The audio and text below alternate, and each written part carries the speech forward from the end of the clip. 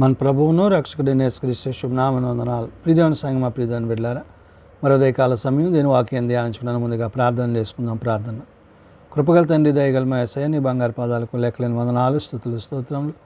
గతించిన రాత్రి అంతా నీ రేఖల చాటును కాచి కాపాడి సంరక్షించిన దేవా, మరో ఉదయకాల సమయం సజ్జల లెక్కను జరిపి ప్రార్థించుండగా వాక్యమైన చూడు, వాక్యం ద్వారా నాతో మాతో మాట్లాడి మీరే మహిమ ఘనత ప్రభావాలు పొందమని యేసునామమున నడుచున్నాం తండ్రి, ఆమేన్. ప్రియదేవుని సంగమా, ప్రియదేవుని బిడ్డలారా, నిడదమ్మకి ఏర్పాటు చేయని దేని వాక్య భాగము ఈస్టర్ తర్వాతి మూడో ఆదివారంకి ఏర్పాటు చేయబడిన పాత నిబంధన పాఠ్య భాగము యెషయా గ్రంథము 40వ అధ్యాయము 26 నుంచి 31 వచనాలు ధ్యానం చేసుకున్నాము. ఈస్టర్ తర్వాతి మూడో ఆదివారంకి ఏర్పాటు చేయబడిన పాత నిబంధన పాఠ్య భాగము యెషయా గ్రంథము 40వ అధ్యాయము 26 నుంచి 31 వచనంలో ఈ విధంగా రాయబడి ఉన్నవి.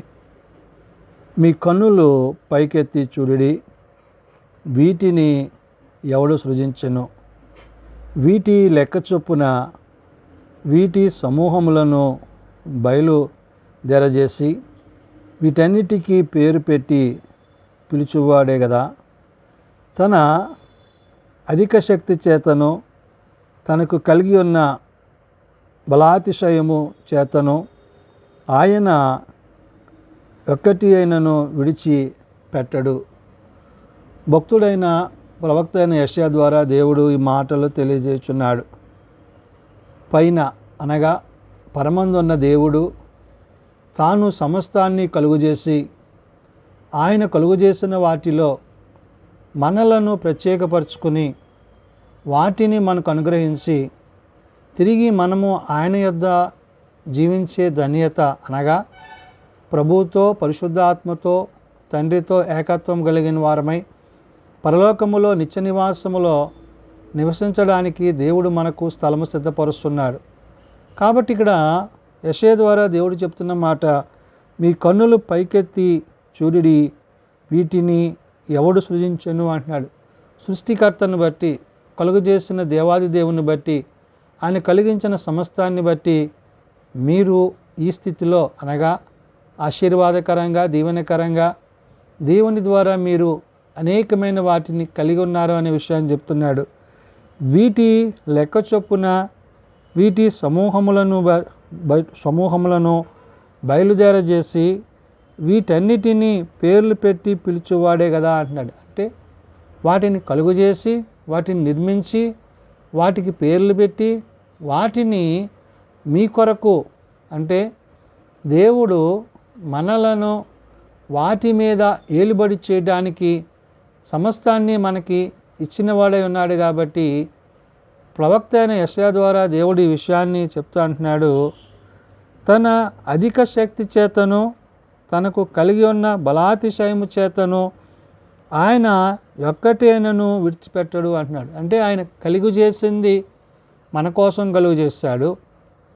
వాటికి పేర్లు పెట్టింది ఆయన, వాటిని ఏ విధంగా ఉండాలో వాటికి హద్దులు పెట్టింది ఆయన. వీటన్నిటి మీద ఆధిపత్యాన్ని, అధికారాన్ని దేవుడు మీకు ఇచ్చాడు. కాబట్టి మీరు ఎవరైతే మీకు పైనుండి వాటిని కలుగు చేసి ఉన్నారో ఆ సృష్టికర్తను బట్టి మీరు ఆయన యందు నిలిచిన వారే, జీవించేవారే ఉండాలనే విషయాన్ని యెషయా ద్వారా దేవుడు గుర్తు చేయొచ్చు.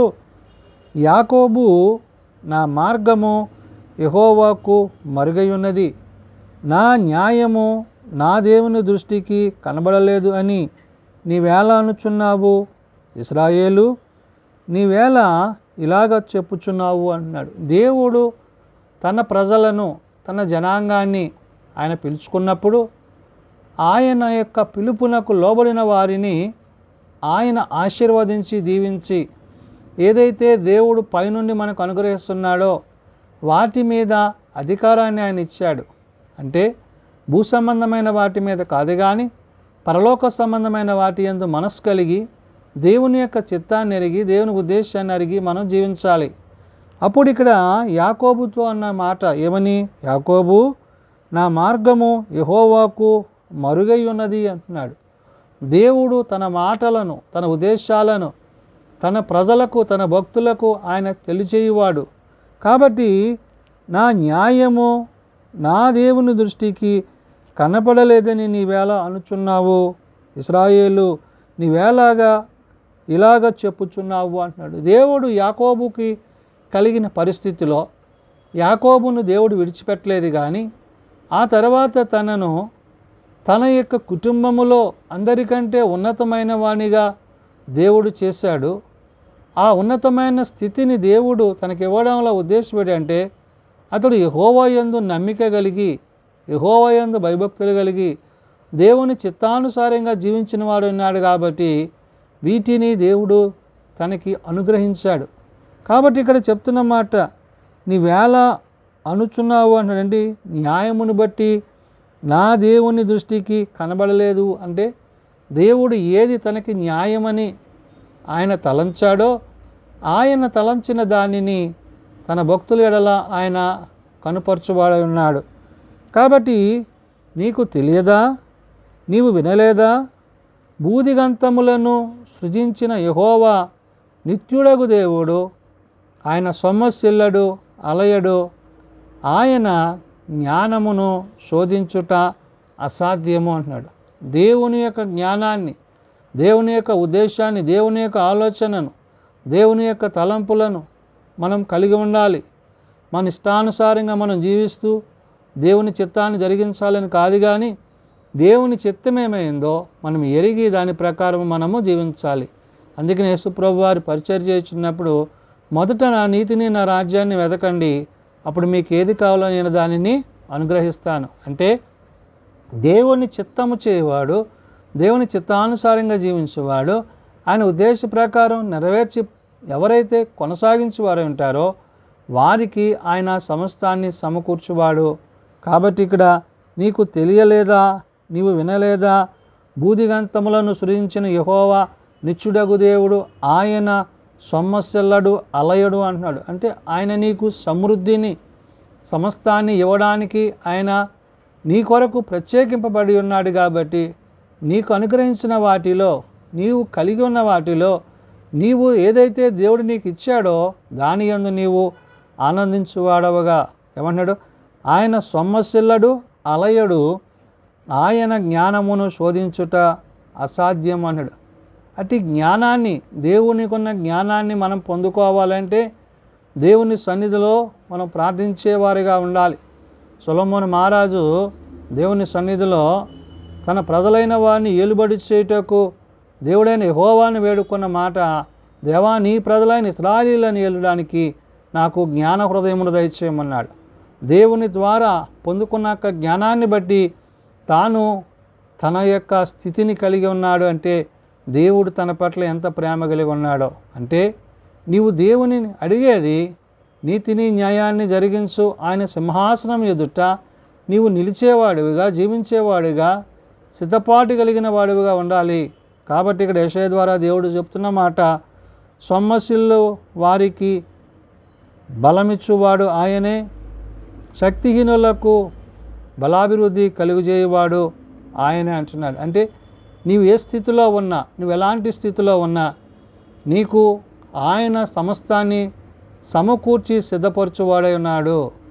ఆయన ద్వారా నీవు ఆశీర్వదింపబడి, దీవింపబడి, దేవుని ద్వారా నీవు సమస్తాన్ని పొందుకునే స్థితి నీవు కలిగి ఉన్నావు. కాబట్టి ఆయన నీకు ఇచ్చేది ఏమంటున్నాడు? సొమ్మసిల్లని వాడు, బలమిచ్చువాడు. అంటే నీవు ఏ కార్యాన్ని చేసినా, ఏ పని చేసినా అది దేవుని కొరకని నీవు ఉద్దేశించి చేసినప్పుడు నీవు దానిలో విజయాన్ని కలిగి ఉంటావు, విజయాన్ని పొందుకుంటావు.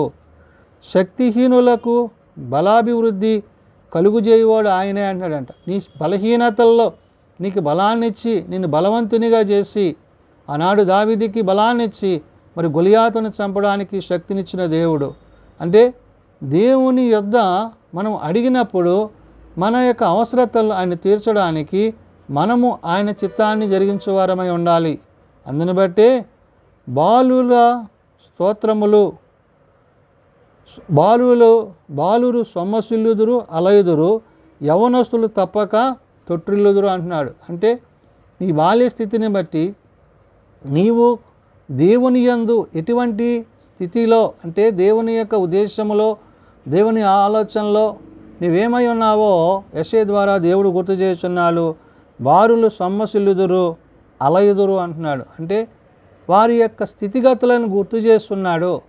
వారు ఆ బాల్య స్థితిలో వారు సొమ్మసిల్లే విధానము అనగా వారు తెలియని పరిస్థితుల గుండా, వారికి ఎదురయ్యే పరిస్థితుల గుండా వారు ప్రయాణం చేసినప్పుడు, జీవించినప్పుడు వారు అలయుదురు అంటున్నాడు. వారికి శ్రమలు సంభవిస్తాయి. అలాంటప్పుడు యవ్వనస్తులు తప్పక తొట్టిల్లుదురు అంటున్నాడు. యవ్వన కాలమందు దేవుని వాక్యము చేత, దేవుని ఉపదేశము చేత జీవించవలసిన మనము ఆ యవనేచ్ఛల ప్రకారం మనం జీవించినట్లయితే దేవుని యొక్క ఉద్దేశాన్ని నెరవేర్చలేము. కాబట్టి యవ్వన కాలమందు మనము తొట్టిల్లు పడకుండా ఉండాలంటే యవ్వన కాలమందు యెహోవా యొక్క కాడిని మోసేవారిగా, ఆయన చిత్తాన్ని జరిగించేవారిగా, ఆయన ఉద్దేశాన్ని నెరవేర్చువారమై ఉండాలి. మరి బాల్యస్థితిలో ఉన్న మరి ఆ యొక్క మరి సొమ్మసిల్లు విధానాన్ని బట్టి యవ్వన కాలమందు మరి తప్పక తొట్టిల్లు పరిస్థితులను బట్టి ప్రవక్త అయిన యెషయా ద్వారా దేవుడు తెలియజేస్తున్న మాట, ఎవరైతే యెహోవా కొరకు ఎదురు చూచువారుగా ఉంటారో వారేమవుతారంట, నూతన బలము పొందుదురు అంటున్నాడు.